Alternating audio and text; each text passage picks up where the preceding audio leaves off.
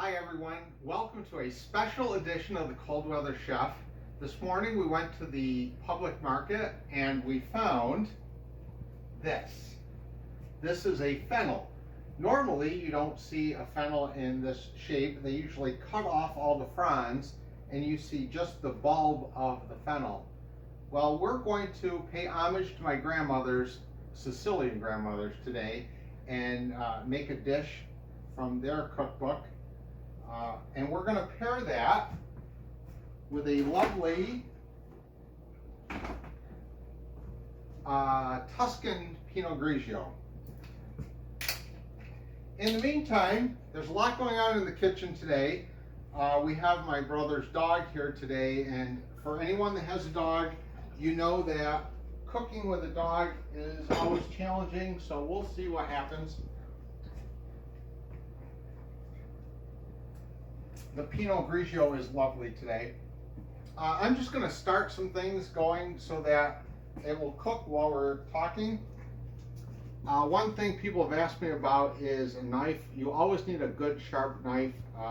You can pick any number of vendors that sell knives, but make sure it's a good sharp knife.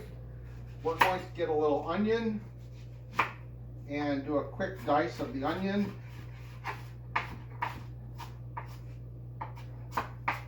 And we're going to get that going with the traditional 3 items that start pretty much every Italian meal, which is onions, garlic, and oil. So we're going to stick our onions, just say diced or minced, whatever you feel that you like. We're going to put a little olive oil in here. And we're going to turn on the gas. And that's going to cook a little bit.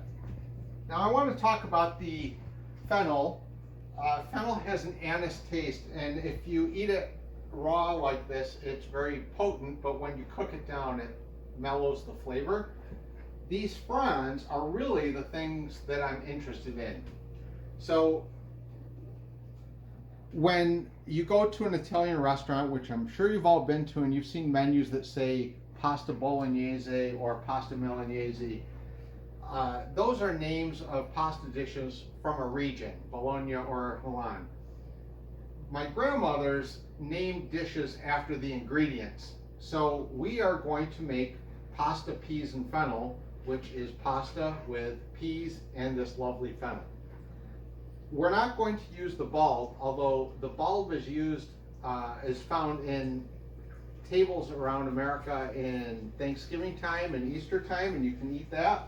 I've actually cut another one up, and it kind of tastes like celery, only with a more anise flavor. For people that have had ouzo, it tastes like that.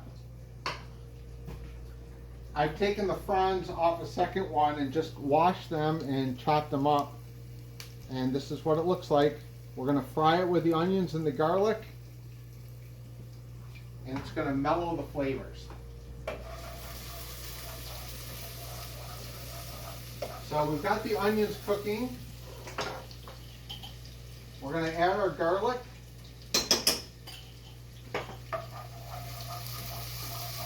And that looks like it's going well.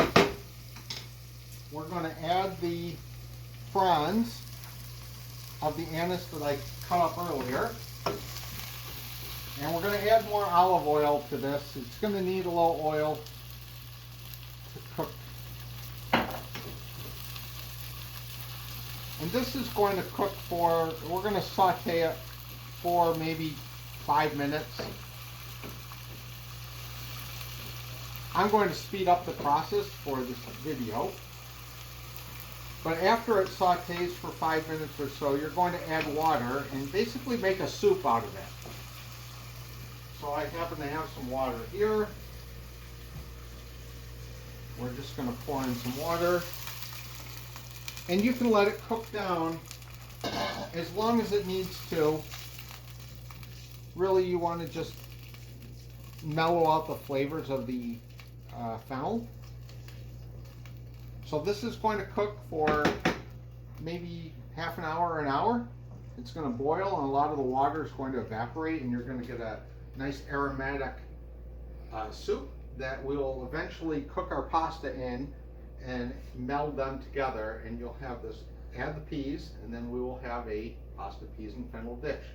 So while this is cooking, why don't we take a break, and I will get this going, and when we come back we will have the pasta ready, mix it all together, and come up with a final dish. We're back, everyone, and we have been cooking the pasta and cooking the rest of the fennel. So now that the pasta is almost cooked, we need to leave it like 2 minutes short. We're going to take it off the gas, and I used elbow macaroni for this. That works well with the fennel. We're going to drain it.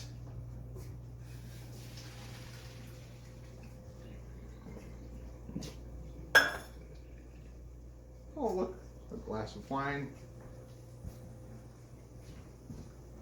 And we're going to put the pasta directly into the fennel. Let's add maybe a teaspoon of salt. And we're going to stir it all together.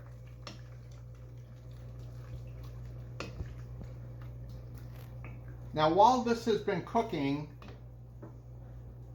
I pulled the fronds off of the fennel that I showed you earlier, and I just stuck it in a Ziploc bag. This is great to put in the freezer because this is a seasonal plant.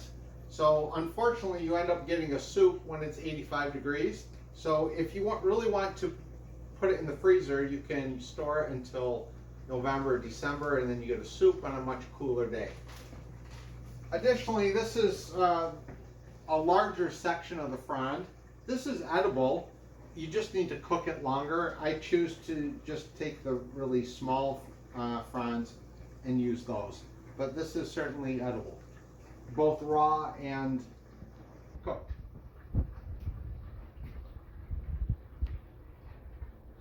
So this is cooking, and we're going to add the last item, our peas.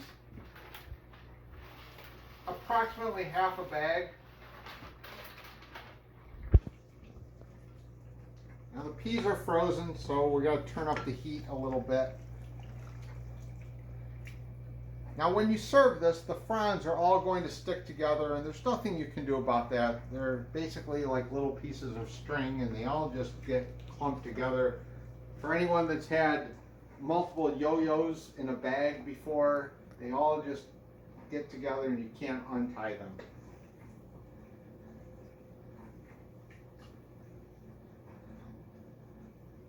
So as this is cooking, we have a plate. We have some grated Parmesan Reggiano cheese, which will go on top. And I think this is just about done because peas cook very quickly. So we'll turn off the gas, and we'll just scoop a little bit into a dish.